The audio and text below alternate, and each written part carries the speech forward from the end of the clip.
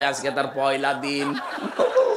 তুই পাগল, মাসে 2 দিন মাথা খারাপ হয়, আজকে পয়লা দিন, তার মানে আর একদিন হবে। এর মতো পাগলের সাথে কথা বলে লাভ নেই। পাগল বলে ওই দিন বেঁচে গিয়েছে। এই কথা বলে না কেন?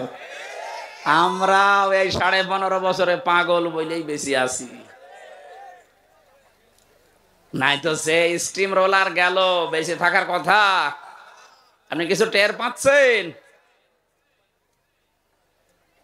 মানুষ সামনাসামনি হয়তো অনেকেই প্রশংসা করেছে, কিন্তু পেছনে যে খবর নিয়েছিলেন, এই লক্ষ লক্ষ কোটি কোটি টাকা খরচ করে মূর্তি বানালেন, কি হলো? 3 ঘন্টাও টিকতে পারেনি।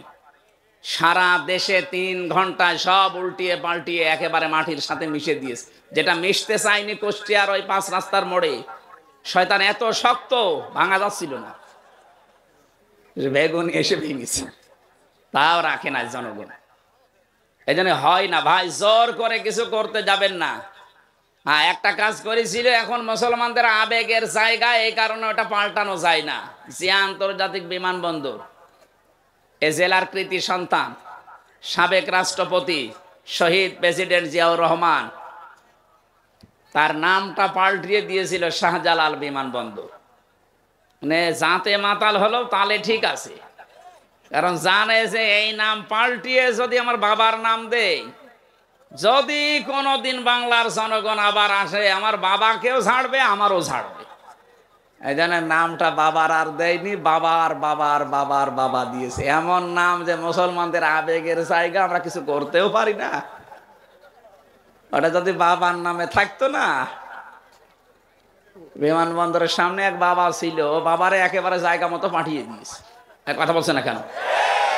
এই মূর্তি সংস্কৃতির সাথে আমাদের মুসলমান যারা কোনো সম্পর্ক আছে না, আমরা ওই সম্পর্ক রাখি না। কারণ আমাদের আদি পিতা হযরত আদম থেকে শুরু করে যত নবী আল্লাহ পাঠিয়েছেন, সব মূর্তির বিরুদ্ধে।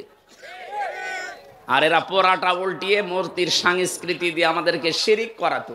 কত ছোট ছোট ছেলে মেয়েরা দেখতাম যে এইভাবে করে, সবে এটা টাঙিয়ে রাখে বাবার, এইভাবে করে। এটা প্রকাশ্য শিরিক। এই শিরিকের কারণে আল্লাহ নিরাপত্তা তুলে নেয় এলাকা থেকে। কাবা শরীফে এত নিরাপত্তা কেন? কারণ ওমান দাখালাহু কানা আমিনা, এখানে প্রবেশ করো, নিরাপত্তা দিয়ে দেবে আল্লাহ। একটাই কারণ, সেখানে শিরিক নেই। কি নেই বলেন? বাংলাদেশ কি কাবা শরীফ? এটা কত দূর? 6500 কিলোমিটার। তাহলে এইটা যদি এখন আপনি কাবা শরীফের মতো নিরাপত্তা দিতে চান, এই 56,000 বর্গ মাইল, কোনো কাজ করা লাগবে না। কি করা লাগবে? প্রথম নাম্বারে সূরা আনামের 82 নাম্বার আয়াত, আল্লাযীনা আমানু ওয়া লাম ইয়ালবিসু ঈমানাহুম বিজুলমিন উলাইকা লাহুমুল আমনু। আল্লাহ পাক প্রথমেই বলেন, যারা ঈমান আনো এই দেশে, ঈমানের সাথে সাথে যদি জুলুম করতে না চাও, তার মানে এখানে জুলুম মানে শিরিক। আপনি তাফসির যত দেখবেন, এখানে জুলমিন আর শিরকিন। যারা শিরিক থেকে পবিত্র থাকতে পারবে, উলাইকা লাহুমুল আমনু, আল্লাহ এইভাবে দেখিয়েছেন যে এই মানুষগুলো, বাংলার এই 56,000 বর্গ মাইলের এই 18 কোটি মানুষের জন্য আমি আল্লাহ নিরাপত্তার গ্যারান্টি দিয়ে দিলাম। সুবহানাল্লাহ বলতে পারেন? সুতরাং আশপাশের প্রতিবেশীদের দ্বারা যে ষড়যন্ত্র হচ্ছে, নিরাপত্তা বিঘ্নিত হচ্ছে আমাদের, আজ আমরা অনেকে আতঙ্কে আছি ওই শত্রুদের কারণে। এবং এই দেশে অনেকে এখনো লুকিয়ে আছে ঘাপটি মেরে এই শত্রুদের কারণে। এ দেশটা এখন শান্তি, স্বস্তি, নিরাপত্তা দিয়ে কাবার মতো যদি ঢেকে রাখতে হয়, শিরিক বর্জন করা লাগবে। কথা বলে না কেন? বাংলাদেশে বহু শিরিক আছে, প্রকাশ্যে গোপনে। প্রকাশ্যে একটা শিরিকের কথা বলছি, দেখেন তো আপনি ছাড়তে পারেন কিনা। যে মানুষগুলো এই দুনিয়াতে বিশ্বাস করে ক্ষমতার উৎস জনগণ, তারা শিরিক করছেন। শিরিক যারা করে তারা মুশরিক। কথা বলছে না কেন? হয়তো আপনি বুঝে না বুঝে বিশ্বাসে আছেন, এক্ষুনি বিশ্বাস পাল্টাবেন। কারণ কোরআনের 903টা আয়াতের সাথে পুরা সাংঘর্ষিক। আল্লাহ পাক বারবার আমাদেরকে শোনাচ্ছেন, আন্নাল কুওয়াতা লিল্লাহি জামিআ ইন্নাল্লাহা আলা কুল্লি শাইইন কাদির ওয়ালিল্লাহুম্মা মালিকাল মুলকি তুতিল মুলকা মান তাশা। এরকম 903 জায়গায় ডাইরেক্ট ইনডাইরেক্ট মিলে আল্লাহ জানিয়েছেন, আলা লাহুল খালকু ওয়াল আমরু তাবারাকাল্লাহু রাব্বুল আলামিন। বলেন আল্লাহু আকবার। আয়াতগুলোর সামারাইজ এই, ক্ষমতার উৎস জনগণ নয়, ক্ষমতার উৎস কে? কারা কারা মন থেকে প্রাণ দিয়ে বিশ্বাস করেন ক্ষমতার উৎস আল্লাহ? দেখি হাত তোলেন। তাই আন্দাজ হাত তুলবেন না, লোক দেখানোর জন্য হাত তুলছেন না, মন থেকে তোলেন। লিল্লাহে তাকবীর। দেখেন তো হাত তোলেনি কে? ওই যে কালো গেঞ্জি, ওই আপনার হাত কই? তোলেন। ঠিক আছে। এতগুলো মানুষের ভেতরে যদি শিরিক না থাকে, এই যে একজন এইভাবে দাঁড়িয়ে আছে, তার মানে ও মুশরিক। ওরে কোরআন শরীফের দলিলে হবে না, ওরে বাকারি শরীফ লাগবে। আপনি শিরিক করে তো নিজে বিপদে পড়ছেন না ভাই, আমাদেরকেও বিপদে ফেলছেন। এ বাংলাদেশে বাবার আর নিজের শিরিক করে যদি নিজেরা বিপদে পড়তো কিচ্ছু বলতাম না। শিরিক করে তো দেশের শান্তি, স্বস্তি, নিরাপত্তা গোল্লায় যাচ্ছিল। কথা বলছে না কেন? কারণ আল্লাহর ঘোষণা, যারা শিরিক করে ওই জায়গা থেকে আল্লাহ শান্তি তুলে দেয়। 2 তলা নৌকা চলছে, কয় তলা? বলেন বলেন। উপর তলায় মনে করেন আমরা এই বুজুর্গ যারা এখানে বসে আছি, এরকম ভালো মানুষ আছে উপরে সব। নিচতলায় মনে করেন এমন কিছু মানুষ আছে যাদের পানি দরকার, ওরা বারবার উপরে আসে, পানি নিয়ে যায়। এখন যদি বলে ডিস্টার্ব করেন কেন, পানি তো নিচেই আছে, একটা তক্তা খুলে নিলে তো হয়। ওরা যদি বলে হুজুর ঠিক আছে, আর জীবনও আসবো না, নিচে যে একটা তক্তা খোলা আরম্ভ করিস। ওপরে আমরা যদি এই যে বুজুর্গ যারা যদি দেখি যে ঠিক আছে খোল, ওরা নিজেরা যারা নিচে আছে ওরা একা মারবে না আমাদেরকেও মারবে? বলেন। সুতরাং আমাদেরকে বাঁচতে হলে অন্তত উপর তলায় বসে বসে হাওয়া খেলে এখন আর হবে না। যে কোনো কায়দায় তক্তা খোলা থেকে আপনাকে নিষেধ করাই লাগবে। যদি বারণ না শোনেন দরকার মারধর করব, যদি মেরেও কাজ না দরকার মেরে ফেলবো, তাও আমাকে বাঁচা লাগবে। আপনি যে শিরিক করার মাধ্যমে দেশে আল্লাহর গজব ডাক দিয়ে নিয়ে আসছিলেন, আপনি টের পাচ্ছেন। আপনার কারণে আমরাও শান্তি, সত্যি, নিরাপত্তা হারিয়ে ফেলছিলাম। এই কারণেই তো বাধ্য হয়ে প্রতিবাদ করা লাগে। কথা বলেন ঠিক কিনা? আরে প্রতিবাদ যেই করেছে সেই গেছে লাল দালানে। আর কিছু মানুষ কৌশলে ছিল, ওই মানুষগুলো যাওয়া লাগে না, কিন্তু তারাও বাইরে একটা কারাগারে ছিল, বাড়িতে থাকতে পারে না, ধানের খেতে, বাঁশতলায়, গাছতলায়, গরুস্থানে পর্যন্ত ছিল। এই জন্য এখানে আমার আল্লাহ কিন্তু আসলে মারামারি, কাটাকাটি, মানুষ হত্যার পক্ষে না। কিন্তু বাস্তবে যদি লেবেল করতে হয়, ওই জায়গাটা যদি শান্তি ফিরিয়ে নিয়ে আসতে হয়, তাহলে এরকম কিছু দরকার। রব্বুল আলামিন নবীজিকে জানিয়েছেন বদরের ময়দানের কাহিনীটা। হে নবী, এই যে 80 জন কাফের সব পড়েছিল, একটাকেও আপনার সাহাবীরা মারে নাই, আপনিও মারেন নাই। 3000, 1000, 5000, প্রথমে 1000, পরে 3000, পরে 5000 ফেরেশতা পাঠিয়ে ওরা যে এসেছিল, ওদেরকে আমি আল্লাহ নিজে ফেরেশতাদেরকে দিয়ে এভাবে হত্যা করেছি। কেটে কেটে ফেলে রেখেছিলাম, আপনার ওই খেজুরের ডালের কাজ না। আপনি যে খেজুরের ডাল নিয়ে এসেছিলেন সাহাবীদেরকে নিয়ে, অথচ যারা পড়ে আছে দেখেন তো খেজুরের ডাল দিয়ে এভাবে নিখুঁত ভাবে জবাই করা যায়? ওদেরকে তো জবাই করেছে আমার ফেরেশতারা। ফালাম তাকতুলুহুম ওয়ালাকিন্নাল্লাহা কাতালাহুম ওমা রমাইতা ইয রমাইতা ওয়ালাকিন্নাল্লাহা রমা। বরং তাদেরকে আপনি হত্যা করেননি, ওদের আমি আল্লাহ নিজে হত্যা করেছিলাম। আমি লেবেল করতে চেয়েছি দুনিয়া যেন শান্ত হয়। এই জন্য এখন যা শুরু করেছে ওরা গুপ্ত হত্যা, এটার জন্য সোনা মধু, এদের জন্য শুধু ঝাড় ফুঁক দিয়ে আর হবে না, ওয়াজে কাজ হবে না, এদের জন্য ঠিক ওই বিধানটা উল্টিয়ে দেওয়া লাগবে। আল্লাহ বলেন এতদিন যারা তোমাদের হত্যা করেছে তারাদেরকে হত্যা করো, কিন্তু সাবধান ওদের মতো সীমা লঙ্ঘন করবা না। ওরা 4 জন যদি মেরে ফেলে, হত্যা করে, জবাই করে, ওদের 4 জনকে ঠিক এইভাবে করা লাগবে। এটা আমাদের হাতে তোলার বিষয় না, রাষ্ট্রের বিষয়। যারা দায়িত্বে আছেন আহ্বান জানাচ্ছি, দেশকে যদি সত্যি সামনে শান্তি, স্বস্তি, নিরাপত্তা দিতে চান, অন্তত এইটা দিয়ে আরম্ভ করেন। তাবলীগ জামাতের যাদের 4 জনকে জবাই করেছে, খুব তাড়াতাড়ি এদেরকে বের করেন, ওদেরকেও বায়তুল মোকাররমের সামনে নিয়ে জবাই করে দিন, দেখেন এদেশে এমনি ঠান্ডা হয়ে যাবে। যারা উস্কানি দিচ্ছে ওরা বলবে ওরে বাপ, দরকার নেই, কারণ আল্লাহ ভালো করে জানে যে কোন জায়গায় কোন ঔষধ দেওয়া লাগে। আল্লাহ বলেন সাবধান, সীমা লঙ্ঘন করতে যেও না, যে কোনো কাজে সীমা লঙ্ঘন করলে আমি আল্লাহ ঘৃণিত করে দেই। এতদিন যারা সীমা লঙ্ঘন করেছিল তাদেরকে আল্লাহ সত্যিই কিন্তু ঘৃণিত করে দিয়েছে।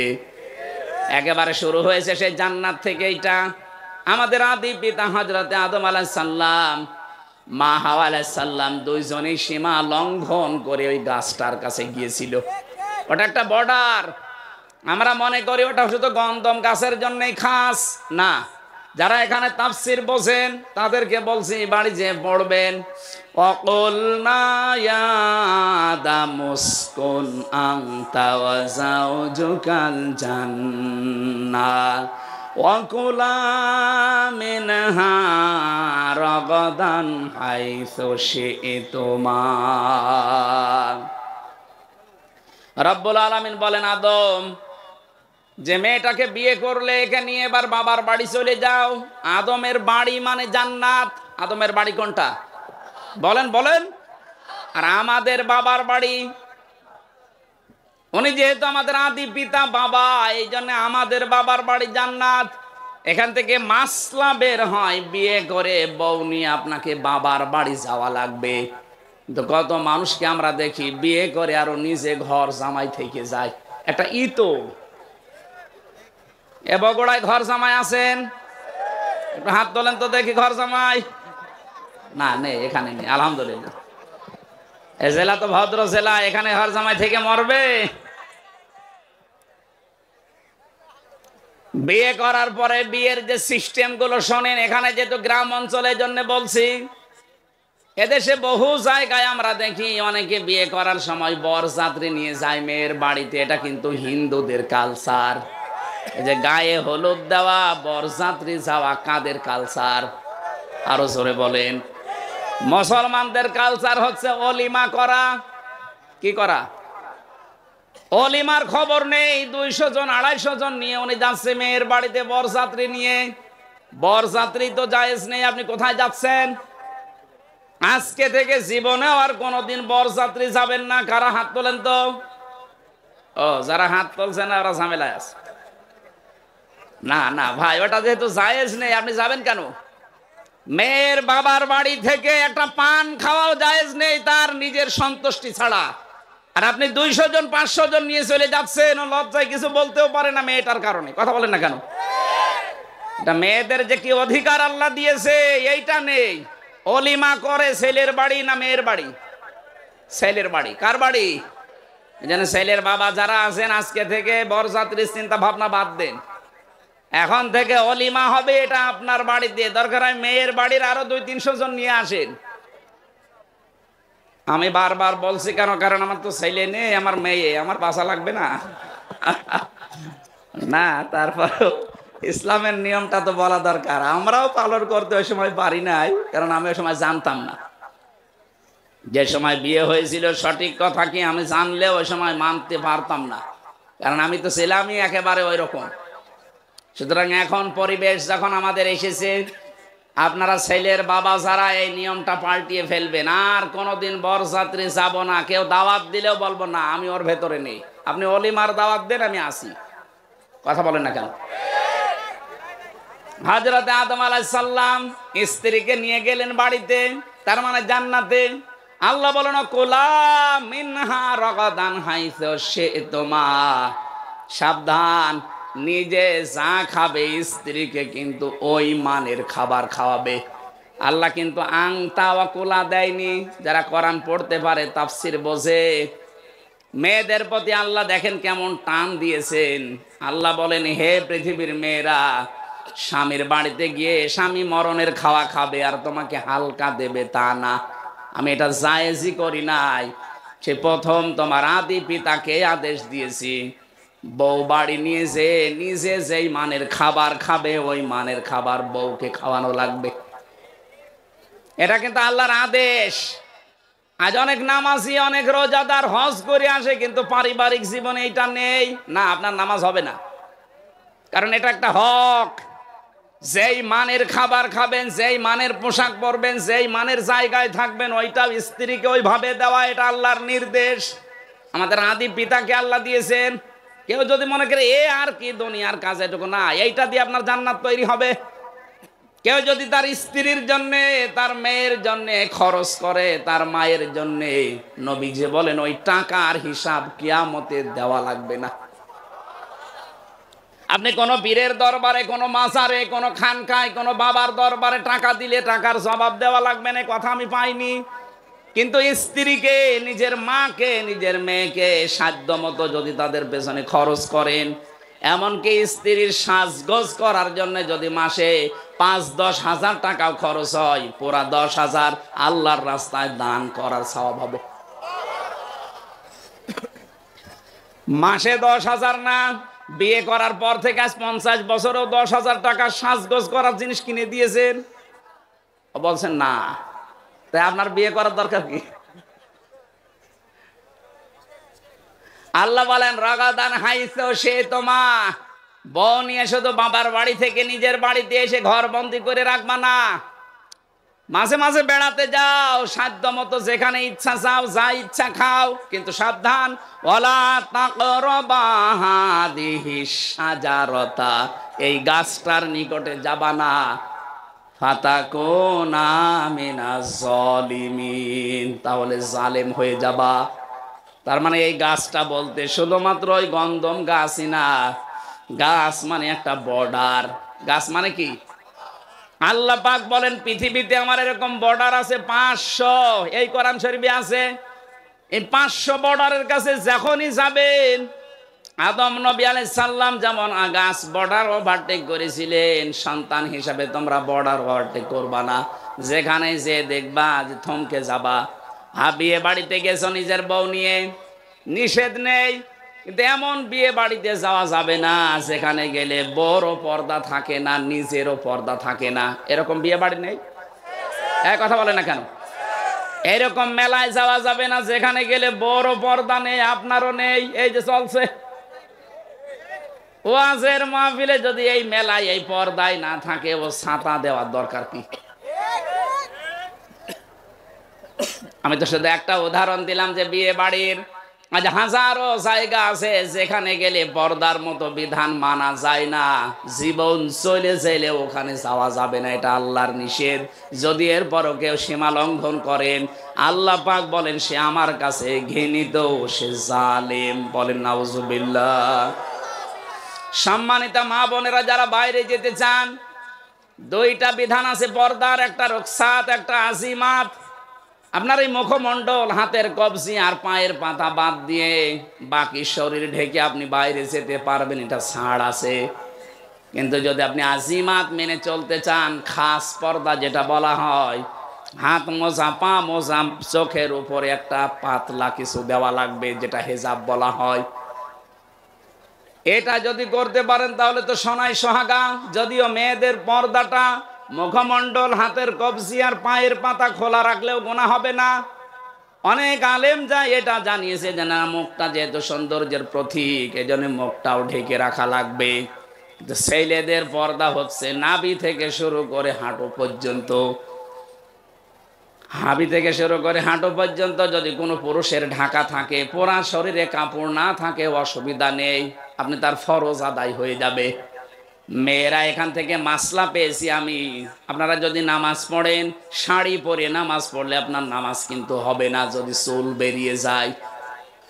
শাড়ি পরে নামাজ পড়ছেন, যদি সেজদায় রুকুতে গিয়ে চুল বেরিয়ে যায়, চুল দেখা যায়, আপনার নামাজ ভেঙে যাবে। এজন্য মেয়েদের সর্বোত্তম সুন্নাতি পোশাক আমার মনে হয় যেটা সালোয়ার কামিজ। কি আজকে থেকে পরিবারে এইটা বানিয়ে দেবেন, শাড়ির এই প্রচলন বাদ দিয়ে দেন। হাত পর্যন্ত হাতা বানাবেন ঢিলা ঢালা, পা পর্যন্ত লম্বা বানাবেন, ছায়া পায়জামা নিচে যাই পড়ুক, ব্লাউজ থাকবে এবং মাথা থেকে শুরু করে পুরা বুকটা নিয়ে একটা বড় ওড়না থাকবে। হঠাৎ কোনো পরপুরুষের সামনে পড়ে গেলেও পর্দা লঙ্ঘন হবে না। আপনি কি ইয়ার কি মনে করেন পর্দাকে? এটা যে ফরজ অনেকে অনেকে জানে কিন্তু মানে তো না, আরো ঠিককারি করে। পর্দার এই বিধানটা নফল না ফরজ? নামাজের মতো ফরজ। অথচ নামাজ পড়ছে অনেক মহিলা, পর্দা নেই। আমি আশা করব এখান থেকে আপনি মেনে নেবেন আল্লাহর সীমানার বাইরে যাওয়া যাবে না, একটা বর্ডার। আল্লাহ রাব্বুল আলামিন এমন ভাবে বর্ডারটা তৈরি করে দিয়েছেন। আপনি আমরা যারা পুরুষ মানুষ আছি, এখানে যত পুরুষ আছেন, আজকে থেকে এই দুইটা ঔষধ কোরআনে আছে, আমরা এখন থেকে মেনে চলবো। তাহলে পর্দার মতো এই বিধান এবং জেনা থেকে আপনাকে আল্লাহ বাঁচিয়ে দেবে। আজ অনেক পুরুষ মানুষ কল দেয়, বলে হুজুর এক বউ কতদিন আর কি করব, ভালো লাগে না, অন্যেরটা দেখলে খুব ভালো লাগে। কি আমি নিজে পেয়েছি মোবাইলে, অনেকেই বলে এক জিনিস আর কতদিন ভাল লাগে না, অন্যটা দেখলে কিন্তু খুব ভালো লাগে। এটার কারণ আছে। সূরা নূর 30 নম্বর আয়াতে আল্লাহ এই কারণটা দিয়েছেন। আপনি যদি এই কথা বলেন যে এক জিনিস 2 বছর হয়ে গেল আর কতদিন কি করব, তে আপনার মেয়েটাও তো বলতে পারে যে ওই এক ছাতা আর কতদিন করব, বলতে পারে না? এই জন্য নিজের বর প্রতি আকর্ষণ বাড়বে, অন্যের প্রতি ঘৃণা জন্মাবে, আপনার আকর্ষণ কমে যাবে। সূরা নূরের 30 নম্বর আয়াত যদি মানতে পারেন, 15 দিন মানবেন, মাত্র 15 দিন, দেখেন আপনার অন্য মহিলার প্রতি আকর্ষণ কমবেই। আল্লাহর ঔষধ মিস্টেক হবে না, হবে। উনি পরীক্ষা নিরীক্ষা করে তারপরে ঔষধ দিয়েছে। আমাদের ভেতরের অবস্থা তো আল্লাহ জানে। ডাক্তারের কাছে গেলে পরীক্ষা নিরীক্ষা করে যেমন 1 টাকার ঔষধ দিলেই সেরে যায়, আল্লাহ পাক বলেন তোর পুরা বডিটা আমি জানি যে কিভাবে বানিয়েছি। এটা পরীক্ষা নিরীক্ষা করে 2টা ঔষধ দিলাম, এখন থেকে মানা লাগবে। অকুল্লিল মুমিনিনা ইয়াগুদ্দু মিন আবসারিহিম ওয়া ইয়াহফাযু ফুরুজাহুম যালিকা আযকা লাহুম ইলা আখিরি আয়া। যতগুলো তাফসীর আমি মিলিয়েছি আয়াতের সাথে, সব মুফাসসিরিন ইকরাম বলেছেন 2টা এই ঔষধ পান করো। আল্লাহ গ্যারান্টি দিয়েছেন তুমি কোনোদিন জীবনে তোমার জেনার গুনাহ আমলনামায় উঠবে না। নিজের স্ত্রীর প্রতি তোমার ভালোবাসা আকর্ষণ বাড়তে থাকবে দিনের পর দিন। বিভিন্ন তাফসিরে দিনের উল্লেখ আছে, আমি এক তাফসিরে 15 দিন মাত্র পেয়েছি। এজন্য আপনাকে আমি আহ্বান জানাচ্ছি, মেনে চলবেন আজকে থেকে। 1 নম্বরে কোনো মহিলাকে যদি দেখেন, সঙ্গে সঙ্গে নিজের চোখ নিম্নগামী করবেন। মন চাইলেও তাকানো যাবে না। নিজের স্ত্রী বাদ দিয়ে অন্য কোনো মহিলাকে তো কামনা করা জায়েজ না, না কামনা করাই জায়েজ নেই, করা না শুধু হর্ষাই আছে। ইল্লা আলা আজওয়াজিহিম, এই আয়াত অনুযায়ী নিজের জায়েজ স্ত্রী বাদ দিয়ে অন্য কোনো মহিলাকে কামনা করাই জায়েজ নেই। এই জন্য বলছি যারাই সামনে পড়বে সে যেই হোক, সঙ্গে সঙ্গে মন চাইলেও একটু শক্ত হন, আপনার সিদ্ধান্ত আপনাকে বাঁচাতে পারে। আপনি আজকেই সিদ্ধান্ত নিয়ে আমল করা শুরু করেন, মাত্র 15 দিন, যে 14 জন মহিলা বাদ দিয়ে যত সুন্দরী মহিলা আমার সামনে আসুক, আমি চোখ নিচের দিকে নামাবো। কয়জন মহিলা বলেন বলেন? এর ভেতরে আপনার আপন মা, আপন খালা, আপন ফুফু, নিজের ভাইয়ের মেয়ে, বোনের মেয়ে, এরপরে আপন পুত্র বধূ, যেটা এটার কি বলে আমি জানি না এলাকায়, যে ছেলের বউ, যেটা এরকম 14 জন মহিলা সূরা নিসার 21 নম্বর আয়াতের তাফসিরে পাবেন।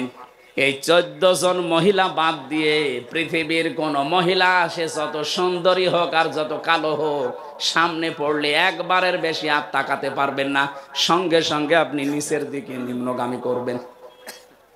আপনি আজকের পেপারে দেখেছেন বাংলাদেশের সবচাইতে বেশি যেটা বেড়ে যাচ্ছে সেটার নাম ডিভোর্স। এই একটাই মাত্র কারণ, নারী পুরুষের উভয়ের জন্যে। নিজের জায়েজ জিনিসগুলো ভালো লাগে না, অবৈধ জিনিস শয়তান তখন আকর্ষণীয় করিয়ে দেখায়, তখন নিজেরটার প্রতি আকর্ষণ কমতে থাকে, ওইটার প্রতি বাড়তে থাকে। আপনি যার দিকে তাকিয়ে শান্তি পান, ওই মহিলার ভেতরে যা আছে আপনার বর ভেতরে কম আছে। 4-5 বছর বছর বছর বছর না, ওর কি বয়স হয়েছে? ও বললে মানায়, ওর বাবা বললে মানায় তো। এই যে থানা থেকে বাবু এসেছে, বড় বাবু, যত রকমের মামলা থানায় যাচ্ছে হয় মেয়েলি, বেশিরভাগ মেয়েলি। কারো মেয়ে হয়তো বেরিয়ে গেছে, আমাদের যেমন চলে গেছে, এরকম করে। আমাদের তো বিদেশে পালিয়েছে, আর এটা হয়তো দেশের ভেতরে পালাই। সেই মামলার বিচার করা লাগে ওসি সাহেবদের, আর খুব বেশি হলো জমি জায়গার। এই দুইটা বিষয় যদি বাংলাদেশে শান্ত হয়ে যেত, তো ওনারা আমার মনে হয় আরামে বেতন নিতে পারতো। যন্ত্রণা আছে, রাত 2টা নেই 3টা নেই, আমার মেয়ে চলে গেছে কোথায়, আল্লাহ রাস্তায় নিয়ে আসেন। ওই খুঁজে নিয়ে আসতে যাই 2-3 রাত ঘুম নেই। এই জন্যই বলছে নিজের চোখকে নিম্নগামী করা লাগবে। ওই 14 জন মহিলা বাদ দিয়ে যত মহিলা দুনিয়ায় সামনে পড়ুক, আল্লাহর জন্য একটু চিন্তা করেন, অনির্বচন একটা সুখ আপনাকে আল্লাহ দান করবে। এটা বোঝেন কি বললাম? অনির্বচন সুখ বাংলা এটা। এর বাস্তব হচ্ছে যে বাচ্চারা যখন মায়ের পাখি আছে না, মুরগি পাখি যাই বলেন, এর বাচ্চারা যখন নিচে এই পাখা পর পালকের নিচে যখন আশ্রয় নেয়, এই চিল কাক এদের আক্রমণ থেকে বাঁচার জন্য, এই মোলায়েম এত এত সফট এত কোমল এই পাখাগুলো, একটার সাথে আরেকটা যখন এই পালক লেগে যায়, এর নিচে পাখিগুলো আশ্রয় নেওয়ার সঙ্গে সঙ্গে বাচ্চাগুলো পাখিটা এভাবে দিয়ে ফল করে দেয়। এর নিচে বসে বসে একটা কিচির মিচির আওয়াজ দেয়। এটা বাংলাতে বলে অনির্বচন সুখ। আপনি যদি সত্যি আজকে থেকে মহিলার দিকে না তাকিয়ে চক্ষুকে নিম্নগামী করে থাকতে পারেন, কিছুক্ষণ পরেই দেখবেন ওনার মনের ভেতরে একটা আলাদা শান্তি আল্লাহ দিয়ে দেবে। আপনি তো একেবারে 1 মিনিটে 3-4 বার করে দেখেন, তো শান্তি পাবেন কি করে? 2 নাম্বার, আমাদের লজ্জাস্থানের হেফাজত করা লাগবে। এটার ব্যবহার আজ যেখানে সেখানে হচ্ছে না। এই জেনা থেকে বাঁচার জন্যে আকাশ সংস্কৃতির নামে যেটা চলছে, ভারতের পিন আপ করা পত্রিকাগুলো, এগুলো বন্ধ করা দরকার সরকারি ভাবে। অনেক কন্টেন্ট এই তথ্য মন্ত্রণালয় থেকে শুরু করে বাতিল করার চেষ্টায় আছে। ভারতের যখন সবকিছুই বয়কট হচ্ছে, আমার মনে হয় ওদের আকাশ সংস্কৃতিতে যা দেয় ওইগুলোও বন্ধ করা দরকার। এদেশে আমরা আমাদের চরিত্রকে আবার আগের যুগের মতো ফিরিয়ে নিয়ে যেতে পারবো ইনশাআল্লাহ। আমি আজকে মনে হয় আর কথা না বলা ভালো, কারণ আমার এশার পরে আলোচনা আছে সিরাজগঞ্জ শহরে, ওখানে যেতেও আরো 1-1.5 ঘন্টা লাগবে। আজকের মতো শেষ করে, আমার জেলখানায় লিখিত নারী এবং পুরুষের দাম্পত্য জীবন নিয়ে বই লেখা আছে এই আয়াতের উপরে। গাড়ি কোথায় আছে আমি জানি না, আপনারা স্বামীকে বলবেন ছেলেকে মেয়েকে পাঠিয়ে বইটা নিয়ে যেতে। স্বামীকে পড়াবেন আর স্বামীরা পড়াবেন স্ত্রীকে। এর ভেতরে যে তথ্যগুলো আছে আমল করতে পারলে আশা করছি ভালো হবে। আল্লাহুম্মা আমিন। এখানে আছে, বইটা নিয়ে যান এখান থেকে। লা ইলাহা ইল্লা আনতা সুবহানাক ইন্নী কুনতু মিনাজ জালিমিন। রব্বানা যালামনা আনফুসানা ওয়া ইল্লাম তাগফির লানা ওয়া তারহামনা লানাকুনান্না মিনাল খাসিরিন। আল্লাহ, যে যুবকগুলো কোরআনে কারিমের এই অনুষ্ঠানের আঞ্জাম দিয়েছে, এদেরকে কবুল করো। এ মাহফিল করতে গিয়ে যে মানুষগুলো শ্রম দিয়েছে, এগিয়ে এসেছে কষ্ট করে, তুমি ওসমানের মতো এদেরকে মঞ্জুর করে নাও। সম্মানিত মা বোনেরা, পর্দার আড়ালে খাদিজার মতো, আয়েশার মতো বানিয়ে দাও। পরিবারে অনেকের শান্তি নেই, আল্লাহ তোমার সালাম নামের খাতিরে শান্তি দান করো রব্বুল আলামিন। দেশটা যখন অন্তত শান্তি স্বস্তি নিরাপত্তা দিয়ে দিয়েছো, এ দেশে তোমার কোরআনের বিধানগুলো তুমি চালু করে দাও। তোমার বান্দা বান্দীদের দিল মন এদিকে ঝুঁকিয়ে দাও। চর্মচোখে এটা আমাদের বড় ইচ্ছা লাগে, আশা লাগে, আকাঙ্ক্ষা তামান্না লাগে যে তোমার কালাম দিয়ে বাংলার 56,000 বর্গ মাইল চলছে। আন্তর্জাতিক যত ষড়যন্ত্র আছে সব কিছু থেকে আমাদেরকে বাঁচাও। কোরআনে কারিমের এই নিয়ম নীতিটা তুমি আমাদের জন্য সহজ করে দাও। আল্লাহ তাআলা, সারা জীবন অপরাধ করে তো জীবনটা নষ্ট করে ফেলেছি। এখন আমরা সত্যি অনুতপ্ত, অনুশোচনা করছি, ফিরে এসেছি। আল্লাহ, আমাদের জীবনের অপরাধ এগুলো সব মাফ করে দিয়ে নেকি দিয়ে পাল্টিয়ে দাও। প্রশাসনের যে ভাইগুলো আজকে এসেছে, নিজেদের বাবা মা স্ত্রী পুত্র ছেড়ে দিয়ে যারা বাংলার বিভিন্ন প্রান্তে দায়িত্ব পালন করে, আল্লাহ এদের ইবাদত হিসাবে কবুল করে নাও, এদের শরীরটাকে সুস্থ রাখো। আদম দিঘি থানার দায়িত্বে যারা আছে তাদেরকে সহি সালামতে রাখো। এলাকায় তুমি শান্তি, স্বস্তি, নিরাপত্তা আবার ফিরিয়ে দাও। বাংলার প্রশাসনের ওপরে জনগণের যে ভ্রান্ত ধারণাটা আছে, আল্লাহ তুমি এ ধারণা থেকে মুক্তি দাও। জালেমদের কারণে প্রশাসনটা পর্যন্ত কালার হয়ে গেছে। আল্লাহ তুমি আগের অবস্থায় সেই সুনাম নিয়ে আবার কাজ করার সুযোগ করে দাও। আমি 3টা বছর জালেমের এই জেলখানায় অসুস্থ হয়ে পড়েছি, আল্লাহ তুমি আমাকে আগের অবস্থায় আবার ফিরিয়ে দাও।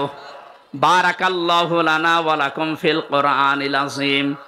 মরণ কখন আসে জানি না, যখনই আসবে যেন পড়তে পারি লা ইলাহা ইল্লাল্লাহু মুহাম্মাদুর রাসূলুল্লাহ। এই তারা হবে মুহাম্মাদুর রাসূলুল্লাহর উম্মত। আর ওই জামানায় যদি নবীজি চলে আসতেন, অবশ্যই তার প্রতি ঈমান আনা এবং তাকে সাহায্য করা। তোমরা কি এ কথা মেনে নিলে? যত নবী আল্লাহ দুনিয়ায় পাঠালেন, প্রতিটি নবী বলেছে ক্বালু আকরারনা, আমরা মেনে নিয়েছি। সুতরাং এই আয়াত অনুযায়ী প্রমাণ হয় এ পৃথিবীতে বিশ্ব নবীর নবুয়ত যেদিন তিনি পেয়েছেন, ওই দিন থেকে শুরু করে যতদিন এ দুনিয়া ধ্বংস না হবে, ততদিন যারাই আছে অন্য ধর্মের নাম নিয়ে তারা কাফের। কি 4500 ধর্ম এখন দুনিয়ায়, 257টা রাষ্ট্র আছে এই পৃথিবীর ময়দানে। এখন 195টা জাতিসংঘের আন্ডারে আছে, বাকিগুলো এখনো সদস্য হতে পারেনি। যত রকমের জাতি, ধর্ম, বর্ণ আছে, সব এখন এক বাক্যে বলা লাগবে যে আমি মুহাম্মাদুর রাসূলুল্লাহর উম্মত। কেউ যদি মুসা নবী, ঈসা নবী, দাউদ নবী, সুলাইমান নবী, এমনকি আদম নবীর উম্মত কেউ দাবি করে, সে কাফের। এজন্য যারা এতদিন চালিয়েছেন যে আমার ছেলে বিয়ে হয়েছে খ্রিস্টান, ইহুদি, এটা আহলে কিতাব, আপনি মিথ্যাবাদী, তাহলে কোরআনের আয়াত কেটে বাদ দেওয়া লাগবে। এই কথা বোঝেন? এখান থেকে আপনারা কি নেবেন? এ জামানায় আমরা যারা আছি, কোরআন শরীফের ভেতরে দেখবেন আল্লাহ প্রতিটি অক্ষর দিয়ে আমার নবীর হয় সম্মান, মর্যাদা উপরে তুলে দিয়েছেন। আলিফ দিয়ে পরিচয় দিয়েছেন আহমাদ, আহমাদ মানে প্রশংসিত। বা দিয়ে আল্লাহ জানাতে চেয়েছেন আমার নবী বাশির, তিনি সুসংবাদদাতা। তা দিয়ে আল্লাহ পাক জানিয়েছেন আমার নবী মুত্তাকি, তিনি সংযম অবলম্বনকারী। সা দিয়ে তিনি জানিয়েছেন আমার নবী মুদ্দাসির, তিনি কম্বলওয়ালা। জিম দিয়ে আল্লাহ পাক বলেন আমার নবী জামিল, সব চাইতে সুন্দর। হা দিয়ে আল্লাহ পাক বলেন আমার নবী হামিম, অন্তরঙ্গ বন্ধু। খ দিয়ে জানিয়েছেন খাতামান নবিয়্যিন, শেষ নবী। এভাবে করতে করতে একেবারে শেষ অক্ষরে দেখবেন ইয়া, আল্লাহ নিজেই ডাক দিয়েছেন নবীকে ইয়াসিন। ইয়া মানে হে, সিন মানে সাজ্জেদ, সাজ্জেদ মানে নেতা। আপনি এবার রাজনীতির গন্ধ খুঁজতে যাবেন না, আল্লাহ নিজের ঘোষণা দেওয়া নেতা। আল্লাহ বলেন একমাত্র নেতৃত্বের গুণাবলী দিয়ে পাঠিয়েছি আমার নবীকে। যেহেতু কিয়ামত পর্যন্ত উনি থাকবেন না, ওনার আদর্শ যারা দুনিয়ায় মেনে চলবে তারাই কেবল নেতৃত্ব দিতে পারে। তাহলে ইয়াসিন এই শব্দ দ্বারা ব্যাখ্যায় পাওয়া যায় কিয়ামত পর্যন্ত নবী থাকবেন না ঠিক, কিন্তু তার আদর্শ যারা মানবে তারা নেতা হওয়ার কোয়ালিটি পাবে। নবীজির আদর্শ যাদের ভেতরে নেই, ও নেতা হতেও পারবে না, কারণ এটা গুরুত্বপূর্ণ একটা পাঠ। আপনি নবীর আদর্শ না পেলে, জনগণের দায়িত্ব পেলে আপনি ঠিক থাকতে পারবেন না। বিশ্ব নবী যেদিন হিজরত করবেন, হযরতে আলী রাদিয়াল্লাহু তাআলা আনহুকে ডাক দিলেন, আলী, আল্লাহর আদেশ এসেছে আমি এই মুহূর্তে চলে যাব, কিন্তু ওই যে টোপলাগুলো দেখতে পাও ঘরের ভেতরে, এগুলো সব ওই কাফেরদের। তারা নিজেদের নেতাকে, বাবাকে, মাকে বিশ্বাস করে না, এগুলো আমার কাছে রেখে গেছে আল আমিন, আস সাদিক এই নামের কারণে। ওরা আমাকে আমানতদার ভাবে। নিজেদের বউকে বিশ্বাস করে না, নিজের মাকে বিশ্বাস করে না। দেখো আমার ঘরের ভেতরে টোপলা বেঁধে নাম লিখে লিখে গেছে, আমি তো চলে যাব, এগুলো যদি নিয়ে চলে যাই তাহলে আমার আল আমিন নামের কলঙ্ক হবে। টের পাচ্ছেন কি বলছি? এগুলো আমার আল আমিন নামের কলঙ্ক হয়ে যাবে। তোমাকে আমি আদেশ দিয়ে গেলাম 3 দিন পরে তুমি আমার সাথে মদিনায় দেখা করবা। এই 3 দিনের ভেতরে সকালে এসে যখন ওরা আমাকে না পাবে, আমার বিছানায় তোমারে পাবে। যখনই পাবে এক কাজ করবা, নাম লেখা দেখে দেখে তার হাতে মালটা পৌঁছিয়ে দেবে। এটা আমানতের দায়িত্ব। যে কেউ পালন না করে সে কিন্তু মুনাফিক হয়ে মরবে। বাংলাদেশে যারা দায়িত্বে থাকে, বিশেষ করে যারা নেতা বলে দাবি করে, এরা যদি এই সেন্স নিয়ে চলতো, আল্লাহর কসম মাওলানা মতিউর রহমান নিজামী, আলী হাসান মুজাহিদের মতো সায়রানাও দুর্নীতি পাওয়া যেত না। এক একজনের ফেরেশতা দেখতে পাচ্ছেন, দরবেশের মতো মানুষ 36,000 কোটি টাকা। ওরে জবাই করা দরকার শয়তান। দাড়ি টুপির বদনাম করে ফেলিস। সারা দুনিয়ার মানুষ ওরে দেখতে মনে করতো যে কি দরবেশ, নামই পাল্টিয়ে গিয়েছিল। এদেশে ওর নাম যে সালমান এফ রহমান, অনেকে জানতোই না, নাম বললে চিনতো দরবেশ। তো কাজটা করলো কি? এর মতো চোর এই পৃথিবীতে আছে বলে আমার মনে হয় না। আপনি চিন্তা করেন তো, 36,000 কোটি। পদ্মা সেতু বানানোর পরে আরো 4,000 কোটি টাকা দেরি থাকবে, এত টাকাও আত্মসাৎ করিস। দেশটা ফকলা বানিয়ে ফেলেছে এই শয়তানগুলো। আর ওরা এখন দোষ ধরে যে মাওলানা কেন আসবে রাজনীতিতে? শয়তানেরা আসে না, এই জন্যই তো তোমরা পুরা জমিন ফিরি পেয়েছো। মন যা চেয়েছে তাই করেছে। ভূমি মন্ত্রীর দায়িত্ব ছিল যারে, তার বাড়ির সংখ্যা দেখলাম 620টা। কত বাড়ি লাগবে আপনার? এখন তার একটা বাড়িতেও থাকতে পারেন না, সবগুলো এখন ওঝার গৃহ হয়ে যাচ্ছে। আল্লাহ কোরআনে কারিমে যা দিয়েছেন একেবারে খাপের খাপ মিলে যাচ্ছে। আল্লাহ পাক বলেন, জুলুমের কারণে ওই জায়গাটা পর্যন্ত আমি আল্লাহ অভিশপ্ত বানিয়ে দিয়েছি।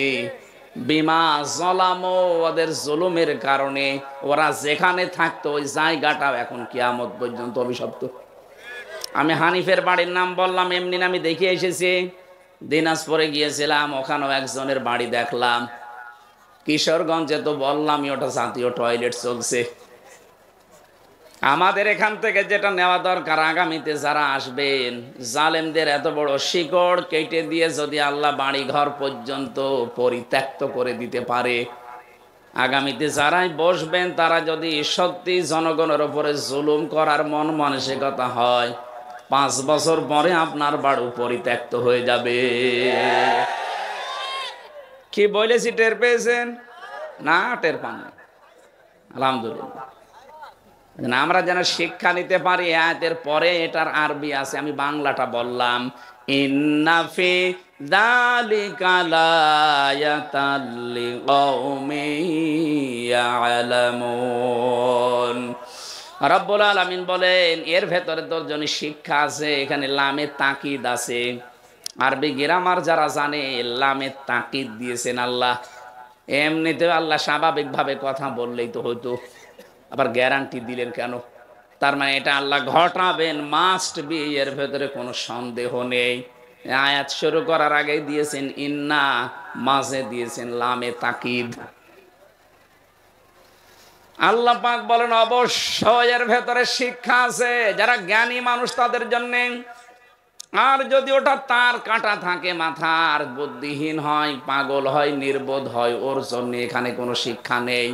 আমরা যেহেতু মাথার তার কাটা না, পাগল না, নির্বোধ না, বুদ্ধিমান বলে দাবি করি, অবশ্যই আমাদেরকে এখান থেকে শিক্ষা নেওয়া লাগবে। আমি দেখতে পাচ্ছি এদেশে অনেকে এখনো পর্যন্ত থালা হাতে পায়নি, তারপরও শুরু করে দিয়েছে উল্টাপাল্টা। এটা ঠিক হচ্ছে না, আপনার বদনাম হয়ে যাচ্ছে। আপনার কারণে দলের বদনাম হচ্ছে, আপনি টের পাচ্ছেন। আজকে গোবিন্দ পরামানিকের সকালের বক্তব্য দেখেননি? নারায়ণগঞ্জের বন্দরে আজকে সকালে একটা ভিডিও ভাইরাল করে দিয়েছে। আমি নাম নিলাম না, ওই দলের একজন নেতা যে প্রকাশ্যে চাঁদাবাজি করছে। কি হয়েছে আপনার? ওই পর্যন্ত যখন যাবে তারেক জিয়া পর্যন্ত পেছনে লাত্তি দিয়ে একেবারে দল থেকে বহিষ্কার করে দেবে। কারণ আপনার মতো আগাছার জন্য বিএনপির মতো এত বড় দলের বদনাম উনি জীবনও মেনে নেবে না। 5 তারিখের পর থেকে অহরহ ভিডিও বার্তা পাঠাচ্ছে যে আপনারা কোনো ঝামেলায় জড়াবেন না, চাঁদাবাজি তো দূরের কথা, মানুষের দিকে চোখ তুলেও তাকাবেন না। আর আপনি কি শুরু করেছেন?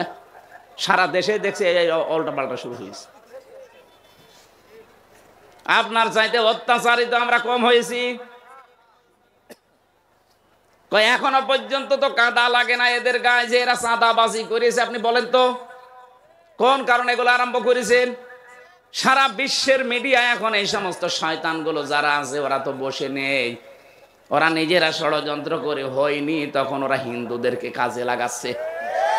আপনি আজকেও পঞ্চগড়ে এবং মাগুরায় এই 2টা জেলার মানুষ গেছে চিকিৎসা করার জন্যে, ওরা ওদেরকে টাকা পয়সা খাওয়িয়ে বলছে বলো এই কথা যে আমরা বাংলাদেশে টিকতে পারলাম না, চলে আসলাম। ওরা বলছে আমরা চিকিৎসার জন্য এসেছি। ওই যে মলম সাংবাদিক, ওর খালি চুলকায়। আমার মনে হয় রে বাংলাদেশে হিজড়াদের ভেতরে দিয়ে দেওয়া দরকার, কামড়িয়ে খাবে ওরে। শয়তান তো টের পাই। চট্টগ্রাম নিয়ে নেবে, চট্টগ্রাম নিলে আমরা কি বসে আছি? এদেশের 1 ইঞ্চি না হাফ ইঞ্চি মাটি যদি কেউ নিতে চায় 18 কোটি মানুষ দিতে জীবন দেওয়া লাগে, 36 কোটি দাদা নিয়ে জীবন দেবে। কথা বলুন। পৃথিবীর একমাত্র দেশ 257টা দেশের ভেতরে আজকে সকালে দেখলাম তামাম পৃথিবীর একমাত্র দেশ যেখানে সাম্প্রদায়িক সম্প্রীতি সবচাইতে বেশি, সেটা বাংলাদেশ। এটা নষ্ট করার জন্য ওরা উঠে পড়ে লেগেছে। এতদিনও চেষ্টা চালিয়েছে, পারে নাই। সারাটা জীবন মিথ্যা কথা বাংলাদেশের বিরুদ্ধে ছড়িয়েছে যে এখানে নাকি সংখ্যালঘু নির্যাতন হয়, অথচ সবচাইতে বেশি এখন সংখ্যালঘু নির্যাতন চলছে ভারতে। ওরা আল্লাহর ঘর মসজিদ পর্যন্ত ভেঙ্গে ভেঙ্গে মন্দির বানাচ্ছে। কালকে সকালেও একটা ভেঙ্গেছে। আপনি মানুষ, বাংলাদেশে 96% আমরা মুসলমান। কই পৃথিবীর ইতিহাস পাল্টিয়ে যাবে, কিন্তু আজ পর্যন্ত একটা মন্দির ভেঙে মসজিদ বানিয়েছি আছে? কি আরম্ভ করেছেন আপনারা? আপনার আশেপাশে যতগুলো দেশ আছে একটা দেশের সম্পর্ক আপনার সাথে ভালো না। ভারতের পাকিস্তানের বর্ডারে ওরা মার খায়, চীনের বর্ডারে মার খায়, নেপালের বর্ডারে মার খায়, আফগানের সাথে একটা চিকন বর্ডার আছে ওখানেও মার খায়, ভুটানের বর্ডারে মার খায়, মায়ানমারে মার খায়। এতদিন এই লেজড় বৃত্তির কারণে আমাদেরকেও মারত, এখন তো আর সাহস পাচ্ছে না। কারণ আমি জানি ওদের বহু প্রদেশে আমি ঘুরেছি, 29টা প্রদেশের অনেক প্রদেশ আমার ঘোরা শেষ। আমি দেখেছি সবচেয়ে বেশি ভয় এই মুশরিকরা মরণকে করে। এত ভয় মরণের ওদের। কোরআনে কারিমে আল্লাহ দিয়েছে ওয়ালা তাজিদান্নাহুম আহরাসান নাস আলা হায়াতি ওয়া মিনাল্লাযিনা আশরাকু। হে নবী, অবশ্যই আপনি দেখতে পাবেন জীবনের প্রতি সবচাইতে বেশি মায়া মুশরিকদের। এই জন্য ওদেরকে যদি কোনো কায়দায় এই মরে যাবি, কিন্তু ও আপনাকে বাপ বলবে না, বাপের বাপ বলবে। খালি এই যে যাওয়া বন্ধ করে দিয়েছে, একটু মরণের ছোঁয়া পেয়েছে, এখন বলছে কো আমরা তো ভিসা বন্ধ করিনি। গতকালকে ট্রাম্প যে সিদ্ধান্ত নিয়েছে যদি বাস্তবায়ন জানুয়ারির 20 তারিখে শপথ নেওয়ার পরে করে, মোদির মাথায় আগুন ধরে যাবে। 16 লাখ ভারতীয়কে আমেরিকা থেকে ফেরত পাঠিয়ে দেবে। টের পাচ্ছেন? এদিকে বাংলার বিভিন্ন বর্ডারে ওদের পেঁয়াজ আলু সব পচা আরম্ভ হয়ে গেছে। আহ্বান জানাবো এই দেশে যারা দায়িত্বে এখন আছেন, দরকার হয় বাংলার 18 কোটি মানুষের কাছে 2 টাকা 5 টাকা করে কালেকশন করেন। এই টাকা দিয়ে বাংলার 8টা বিভাগে আন্তর্জাতিক মানের হাসপাতাল বানান। ওদের দেশে যাওয়ার কোনো দরকার নেই। ব্যবসা বাণিজ্য যা আছে সব পাকিস্তানের সাথে, চীনের সাথে, তুরস্কের সাথে আরম্ভ করেন। ওর আশপাশের যতগুলো দেশ সবগুলো যদি ভারত ছাড়া চলতে পারে, বাংলাদেশ চলবে, কোনো ব্যাপার না। 2 দিন পরে দেখবেন খালু, বাপ, চাচা যা আছে দোলাভাই পর্যন্ত ডাকবে। আমি মিশে দেখেছি তো, এই জন্য বললাম। আর কোরআনেও আছে ওইটা, সূরা বাকারায়। প্রতিবেশী একটা পেয়েছি, কপাল খারাপ আমাদের, একটা জঘন্য চরিত্রের প্রতিবেশী এরা, মানুষ নামে কলঙ্ক। এতদিন চেষ্টা চালিয়ে পারে নাই, এখন আবার উস্কানি দিচ্ছে এই হিন্দুদেরকে বিভিন্ন কায়দায়। সম্মানিত হিন্দু ভাই এবং বোনেরা, কোনো উস্কানিতে পা দেওয়া যাবে না, তাহলে কিন্তু গোপালগঞ্জের মতো পেছনে লাল হয়ে যাবে। দেখেছেন ওদের পেছনে অবস্থা, এমন পিটানো পিটিয়েছিল আর্মিতে। ওই কয়দিন শুনলাম গোপালগঞ্জ থেকে ঢাকা আসলে, বসে আসলে 300 টাকা, দাঁড়িয়ে আসলে 1000 টাকা নেন। আর আপনার তো বগুড়ার মানুষ, টার্গেট ছিল বাংলাদেশে যাদের উপরে, তারা এই বগুড়ার একজন। কি কথা বলেন না কেন? জালেমদের যতগুলো জেলা টার্গেট ছিল, তার ভেতরে 1 নম্বরে ছিল সাতক্ষীরা, 2 নম্বরে চাঁপাই নবাবগঞ্জ, 3 নম্বরে বগুড়া। কারণ আমি রিমান্ডে এগুলো শুনতাম, ওই শয়তানরা বলতো যে এই জেলাগুলো আমরা রাখবো না। বুলডোজার দিয়ে বাড়ি ঘর সব সাতক্ষীরা, চাঁপাই নবাবগঞ্জের শিবগঞ্জ, কানসাটে যান সব ভেঙে দিয়েছে।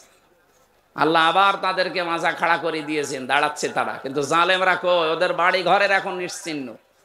পরিচয় দেবে যে আমি এই বাড়ির মালিক, সেই অবস্থা এখন আর নেই। আমরা আর যাই করি ভাই, আমরা যেন জুলুম না করি। আমি হাতে পায়ে ধরে বলছি, আপনারা থামেন। এইগুলো সব রেকর্ড হয়ে সারা বিশ্বে যায় আপনার এই কর্মকাণ্ডগুলো। তখন বিশ্বের মোড়ল যারা, তারা একটু সুযোগ পায়। যেন র্যাবের যে ডিজি এখন প্রধান দায়িত্বে আছে, উনি কয়েকদিন আগে ঘোষণা দিয়েছে, এতদিন পর্যন্ত যে জঙ্গির নাটক সাজিয়েছিল একটাও সত্য না, সবগুলো ওই মনিরুলের নাটক, ওই আসাদের নাটক এগুলো। আর আমি নিজে তো দেখে এসেছি মাটির নিচে, সবগুলো নাটক। একটা মানুষকে নিয়ে যে 2 বছর 5 বছর 7 বছর রেখে দেয়, এত বড় বড় নখ হয়ে যায়। চুল দাড়ি গোপ যখন একেবারে সেরকম মনে হচ্ছে বন জঙ্গল থেকে বেরিয়ে আসে, কপাল ভালো থাকলে হয় ফেরত দেয়, আর কপালে যদি আর হায়াত না থাকে, তখন হঠাৎ একদিন রাতের বেলা এসে বলে, ওই রেডি হ। কি রেডি? কি তার মানে ক্রস দেবে। আমার সামনের ঘটনা, এই যে মোশতাকুন নবী সাহেব বলছিলেন যে আমার একদিন হঠাৎ করে এভাবে এসে বলে, ওই রেডি হন। কি রেডি? কি হবো মানে আপনাকে নিয়ে যাব। চোখ মুখ বেঁধে সারা রাত খালি ঘোরায়। কোথায় নিয়ে যাচ্ছে আমি তো আর টের পাচ্ছি না। হঠাৎ রাত 11টা 12টার দিকে গাজীপুরের ওই জঙ্গলে নিয়ে বলে, যা ছেড়ে দিলাম। যেই দৌড় দেবেন গুলি করে মেরে বলবে যে আমরা ক্রস ফায়ারে মরে গেছি। এই চলছিল জঙ্গির নামে নাটক। আল্লাহ মনে হচ্ছে পোড়াটা উল্টিয়ে এখন ওদের বিরুদ্ধে দিয়েছে, কারণ ওরা এখন নিষিদ্ধ। কালকেও তাবলীগ জামাতের যে 4 জনকে হত্যা করেছে, তদন্ত আসতেছে নাকি ছাত্রলীগ এদের জবাই করেছে।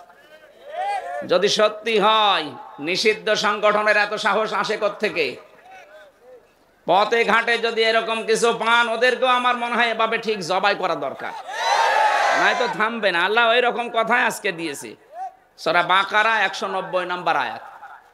আল্লাহ বলেন, কাতিলু, হত্যা করো। তুমি একজন করবা তা না, কাতিলু বহু বচন, তোমরা সবাই হত্যা করবা। ফি সাবিলিল্লাহ, আল্লাহর রাস্তায়। আল্লাযীনা ইউকাতিলুনাকুম, যেমন করে ওরা তোমাদেরকে হত্যা করেছিল বা করে। ফাতাদু, কিন্তু সীমা লঙ্ঘন করবা না। ইন্নাল্লাহা লা ইউহিব্বুল মুতাদিন। এই পৃথিবীতে সবচাইতে বেশি আল্লাহ ঘৃণা করে যারা সীমা লঙ্ঘন করে, এদের পছন্দই করে না। আমার আজকের আলোচনার ভেতরে 7টা পয়েন্ট আছে, পুরা কোরআন শরীফ থেকে সাজিয়েছি। এ দুনিয়ায় যত মানুষ এখন আছে, প্রায় 810 কোটির উপরে আমরা মানুষ আছি। সবচাইতে বেশি ঘৃণা আল্লাহ পাক 7 প্রকার মানুষকে করে। আমরা যদি দেখি যে এর ভেতরে আমরা আছি, এই মুহূর্তে আমরা থেমে যাব। কি কথা বলেন না কেন? যদি দেখেন যে 7 প্রকারের কোন এক রাস্তায় আপনি আছেন, সঙ্গে সঙ্গে গতি থামিয়ে দেবেন, ওখান থেকে ফিরে আসবেন, নয়তো আপনার জন্য জান্নাত হারাম হয়ে যাবে, জাহান্নাম ওয়াজিব হয়ে যাবে। আল্লাহ যদি ভালো না বাসে জান্নাতে দেবে। কথা বলে না কেন? এজন্য আল্লাহর কাছে ঘৃণিত যে 7 প্রকার মানুষ, তার প্রথম প্রকার হচ্ছে যারা সীমা লঙ্ঘন করে। যুগে যুগে বহু জাতিকে আল্লাহ শুধু ধ্বংসই করে দিয়েছে সীমা লঙ্ঘন করার কারণে। তাহলে প্রথম শব্দ আয়াতের কি বললাম? অকাতিলো, তোমরা কতল করো, লড়াই করো, সংগ্রাম করো। কতালা শব্দটা আল্লাহ সরাসরি দিয়েছেন। শব্দ শুনেই মনে হচ্ছে আল্লাহ মনে হয় মারামারি, হত্যা, কতল করার পক্ষে নাকি? হ্যাঁ, আল্লাহকে মারামারি কতল করার পক্ষে? পক্ষে, কিন্তু কিভাবে? শান্ত করার জন্য। ছাত্রলীগ যদি সত্যি এই 4 জন মানুষকে হত্যা করে থাকে, তা হত্যা না, জবাই করেছে সরাসরি। এটা যদি সত্যি করে থাকেন, বলেন তো এদের ঠান্ডা করার জন্য সোনা মধু দোয়া দুরুদ পড়ি হবে? যা করেছে ওইটা উল্টিয়ে করা লাগবে। এই জন্য কোরআনে কারিমে এরকম ড্রস মাঝে মাঝে আল্লাহ দিয়েছেন। ওই ড্রসে ওই ফোর্সে কথা বলতে গেলে কিছু মানুষের গায়ে লাগা, এত উগ্রবাদী কথা বলছে। আরে উগ্র না, ওরা যেমন যেমন কুকুর তেমন মুগুর দেওয়া লাগবে। ওরা 4 জন মানুষকে সরাসরি জবাই করে ফেললো, আর আপনি বলছেন আস্তাগফিরুল্লাহ ইন্না লিল্লাহ। এটা কাজ হয়? আল্লাহ যেটা দিয়েছে ওইটা করেন। কুতিবা আলাইকুমুল কিসাস, ওদের উপরে কিসাসের বিধান যদি এখন সত্যি আমরা জারি করতে পারতাম, আগামী কিয়ামত পর্যন্ত এই দেশে কোনো অবৈধ হত্যা হতো না। 2732 জন মানুষ শুধু ক্ষমতার চেয়ারে অবৈধভাবে বসে থাকার জন্য আপনি এতগুলো মানুষ হত্যা করলেন। 2008 থেকে 24 পর্যন্ত নির্বাচনের নামে প্রহসন করে যারা এমপি, মন্ত্রী, উপজেলা চেয়ারম্যান এবং মেয়র এই নামে যারা ডাকতেন, তাদেরকে উপজেলা চেয়ারম্যান, মেয়র, বিশেষ করে এমপি, মন্ত্রী বলা জায়েজ নেই, কারণ আমরা আপনাকে ভোট দেইনি। আমি নিজেরটাই তো বলছি, আমার 33 বছর বয়স। 18 বছর থেকে শুরু করলে আমি 3 বার ভোট দিতে পারি, একবারও পারি নাই। এক কথা বলছেন না কেন? আপনি পেরেছেন? তাহলে আমার ভোট ছাড়া আপনি এমপি, আপনি মন্ত্রী, এটা তো অবৈধ। যত টাকা নিয়েছেন, বেতন ভাতা সব ফেরত দেওয়া লাগবে। পেপারে, পোস্টারে কোনো জায়গায় সাবেক এমপি, সাবেক মন্ত্রী লিখতে পারবেন না। এতটুকু লিখবেন যে সাবেক চোর। কি কথা বলছেন না কেন? এতটুকু লিখতে পারেন যে সাবেক ডাকাত, কারণ আপনি ডাকাতি করেছেন। চুরি করে একবারে 154 জন ঘোষণা দিয়ে দিয়েছেন। দিনের ভোট রাতে চুরি করে নিয়ে নিয়েছেন, তা আপনি চোর। চোরকে চোর বলা অসুবিধা কি? যারা গণহত্যার সাথে জড়িত তারা নিন্দিত এবং ঘৃণিত, এইটাই ফাইনাল। আপনি চেঙ্গিস খানের দিকে তাকান, হিটলারের দিকে তাকান, তারা আপনার যাতে কম শক্তিশালী ছিল না। 60 লাখ ইহুদি দুনিয়া থেকে বিদায় করে দিয়েছে এই লোকটা। যদিও কাজ খারাপ করেনি, কিন্তু এই লোকটা আজ ঘৃণিত হয়ে আছে শুধু মানুষ হত্যার সাথে জড়িত থাকার কারণে। 2732 জন তো সরকারি হিসাব। বেসরকারি এই 15.5 বছরে যত মানুষের সাথে আপনার নাম জড়িত, আপনি বলেন আপনার নামটা যুগের আবর্তনে কিছুদিন পরে দেখবেন গালি হিসাবে এই হিটলারের মতো, চেঙ্গিস খানের মতো ব্যবহার হবে। মানুষ শুনলেই শুধু গালি দেবে। এতদিনও মানুষ গালি দিয়েছে, কিন্তু প্রকাশ্যে দিতে পারেনি, গোপনে। কথা বলে না কেন? হাজ্জাজ বিন ইউসুফ নামে একটা লোক ছিল, খুব জালেম বাদশাহ। মন্ত্রী পরিষদ একদিন এসে বলে, বাদশাহ আপনার জন্য তো বাইরে যেতে পারি না, শুধু মানুষ গালিগালাজ করে, মানুষ খালি আমাদেরকে জালেম বলে ডাক দেয়। এই কে ডাক দেয় দেখি, আমি বাইরে যাব।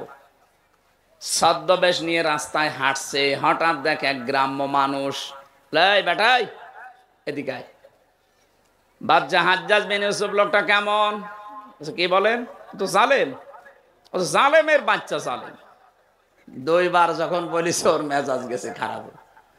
বলে বেটা আমারে চেনো? বলে না, আমি সেই লোক। চিন্তা করছে আমার তো মাথা এখন থাকবে না। ডাক দিয়ে বলে, বাদশাহ আপনি আমারে চেনেন? বলে না তো। কে তুই?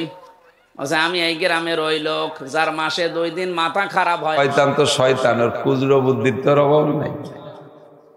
খুচরো চেনেন তো? ক্রিমিনাল খুচরো। তো খুচরো বুদ্ধির অভাব নাই।